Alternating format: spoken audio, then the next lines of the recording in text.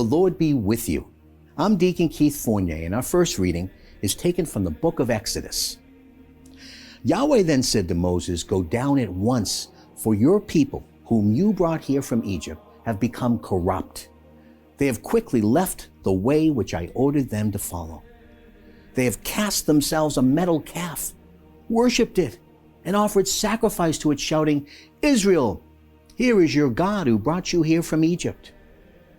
Yahweh then said to Moses, "I know these people.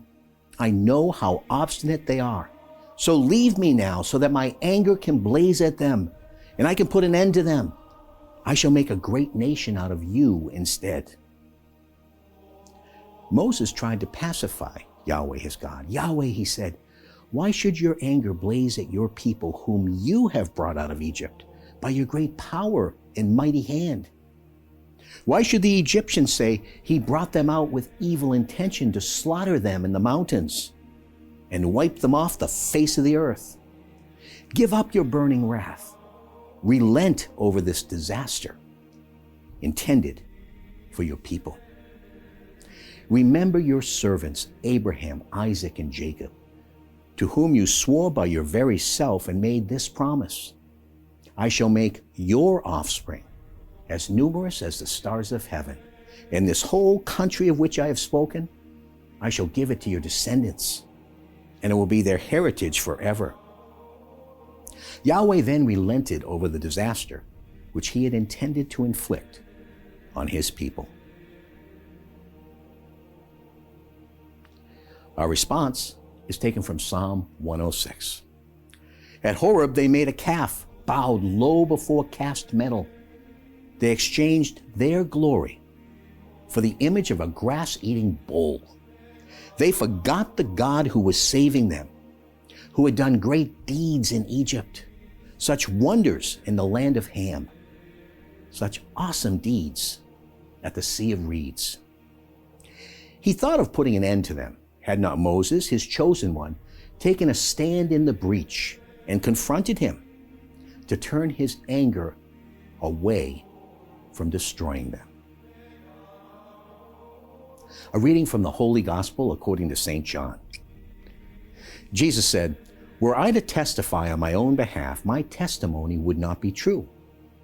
But there is another witness who speaks on my behalf, and I know that his testimony is true.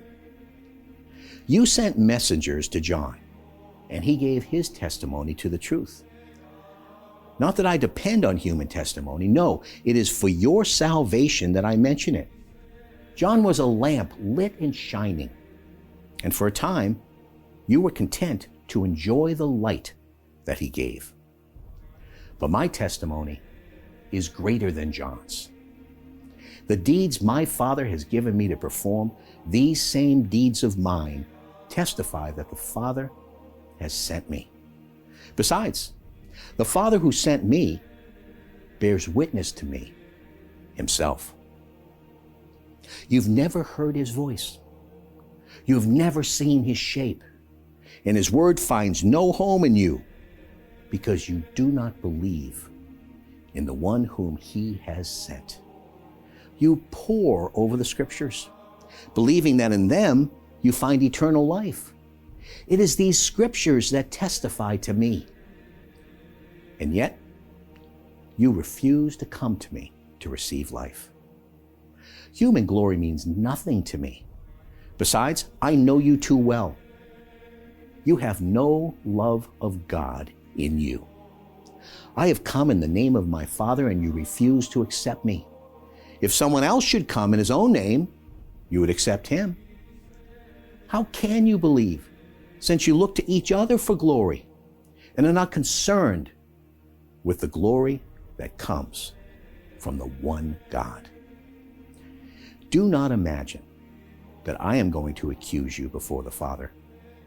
You have placed your hopes on Moses, and Moses will be the one who accuses you. If you really believed him, you would believe me too, since it was about me that he was writing. But if you will not believe what he wrote, how can you believe what I say? the gospel of the Lord.